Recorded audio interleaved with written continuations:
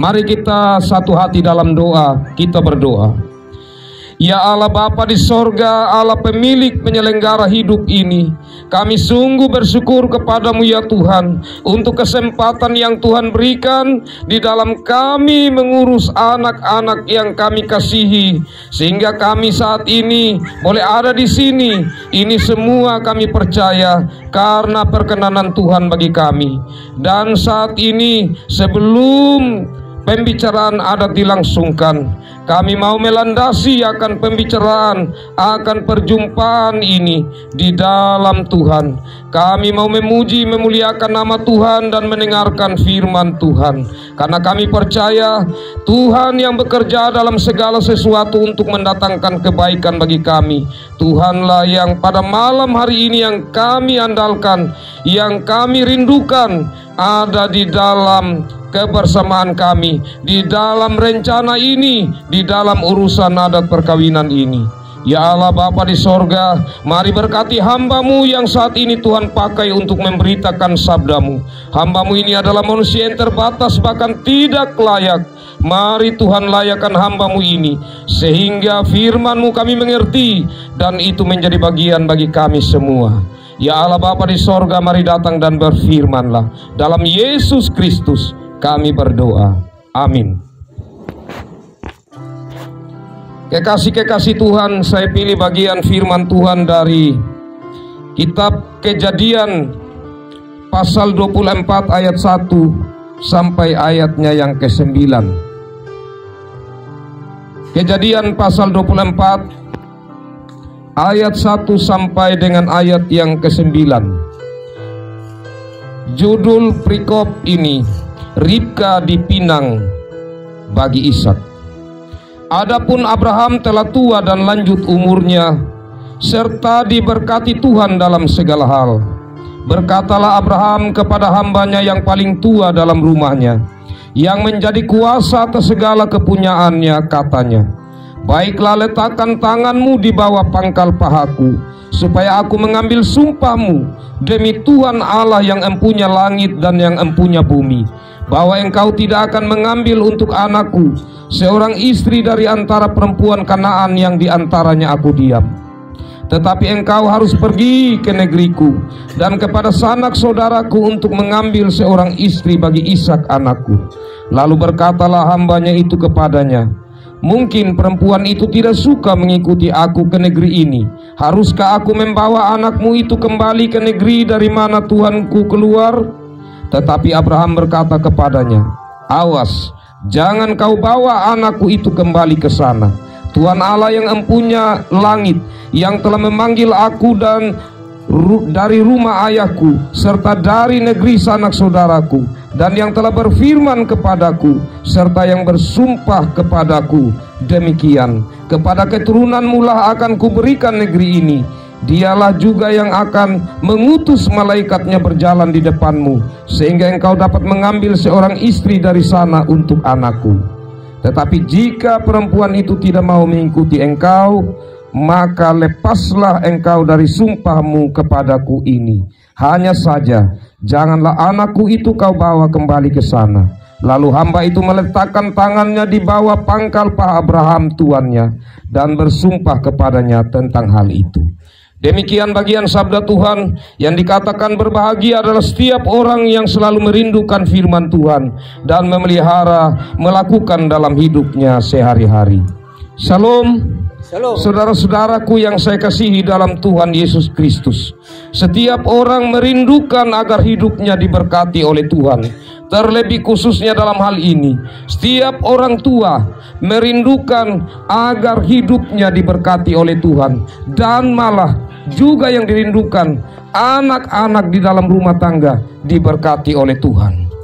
Kekasih-kekasih Tuhan, apa yang kita dengar dari bagian firman Tuhan tadi, nyata sekali bahwa Abraham bahkan saat sudah lanjut umurnya dikatakan diberkati Tuhan, malah dalam segala hal.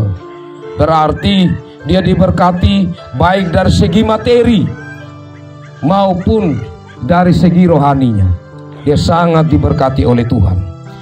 Dan tentu kita tahu, kekasih-kekasih Tuhan, bahwa Abraham ini adalah Bapa orang-orang yang beriman. Kita tahu bagaimana imannya yang sungguh kepada Tuhan. Karena itu maka kehidupan dari Abraham ini sungguh diberkati Tuhan.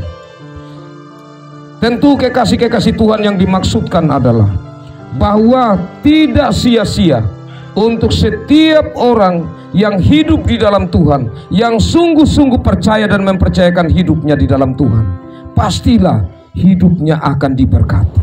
Itu hal yang pasti.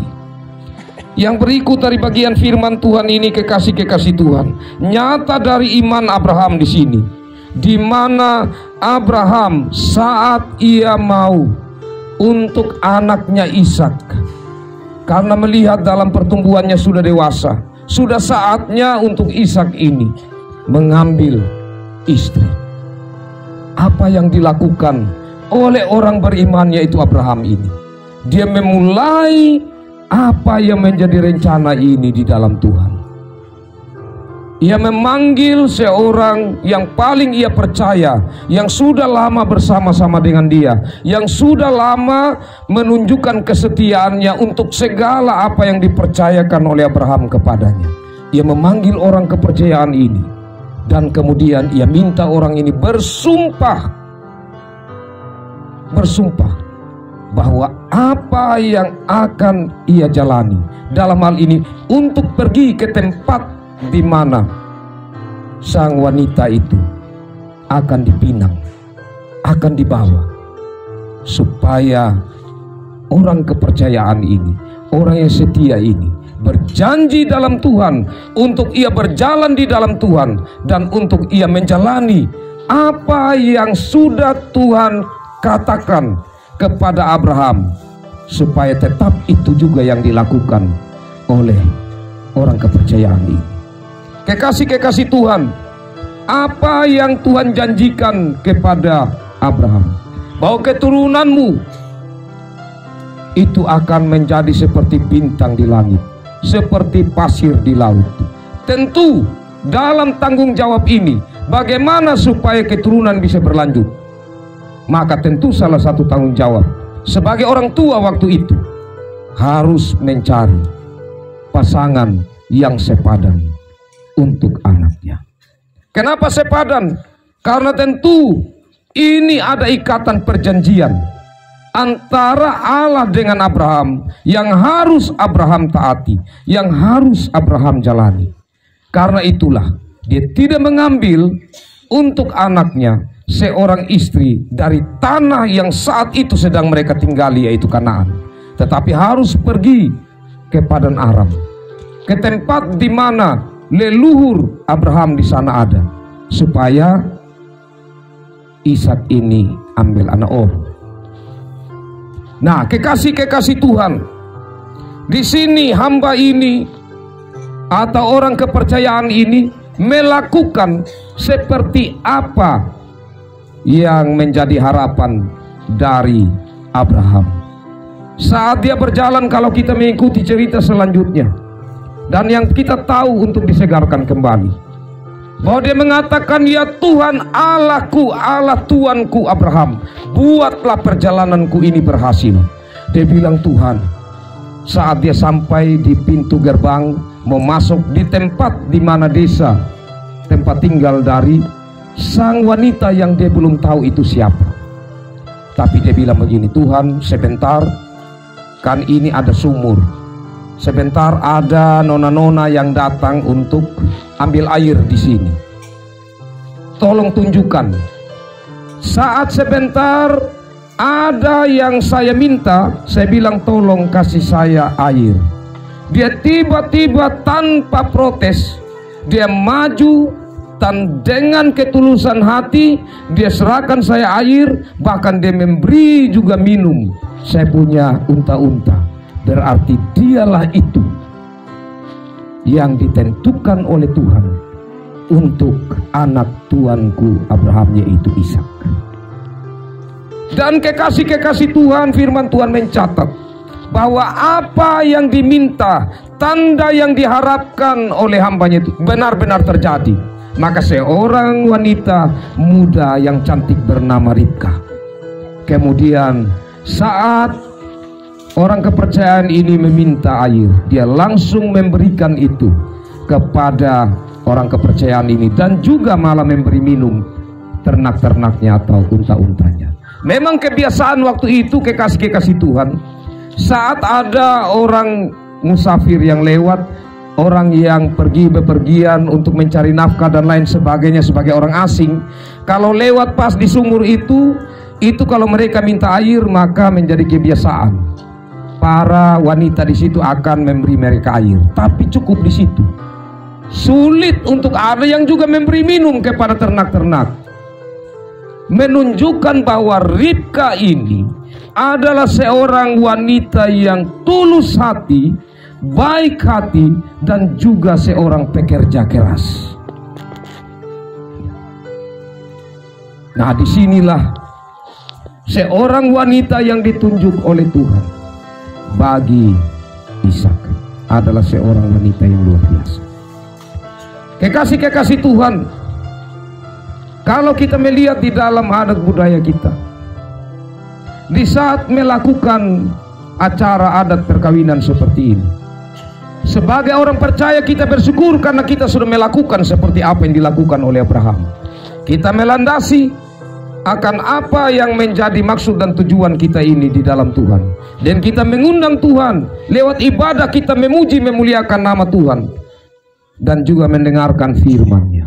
Kita mau supaya Tuhan turut campur tangan, karena kita percaya bahwa hikmat yang kita miliki itu dari Tuhan, dan kita minta supaya Tuhan yang memperlengkapi kita, terlebih khususnya orang-orang kepercayaan.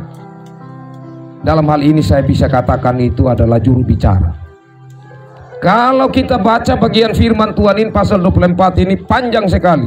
Karena panjangnya di mana?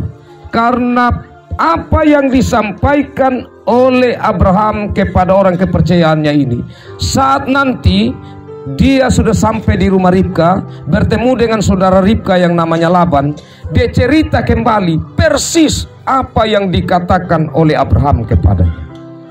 Inilah seorang kepercayaan. Dan kita tahu bersama tentunya juru bicara undang dari kedua belah pihak keluarga. Tidak mungkin saat mereka diutus patomang itu yang disampaikan lain. Pastilah apa yang juga disampaikan, meskipun tidak lurus dan tidak mungkin lurus atau harfiah, tetapi itu inti. Apa yang dimaksudkan tidak boleh keluar. Itu yang menjadi harapan. Karena itu kekasih-kekasih Tuhan, maka kita juga perlu mendoakan dan mendukung saudara-saudara kita yang dikhususkan untuk mereka menjadi juru bicara, sehingga mereka mampu menyampaikan apa yang menjadi maksud dari kita sebagai keluarga, kedua belah pihak keluarga yang memilih mereka. Dan yang terakhir, kekasih-kekasih Tuhan, perjalanan dari orang kepercayaan yang berhasil karena dia menempatkan Tuhan. Dan kemudian Ribka mengikuti orang kepercayaan ini untuk bertemu Ishak, meskipun dia belum tahu siapa Ishak itu. Tetapi dia percaya bahwa Tuhan telah mempertemukan mereka.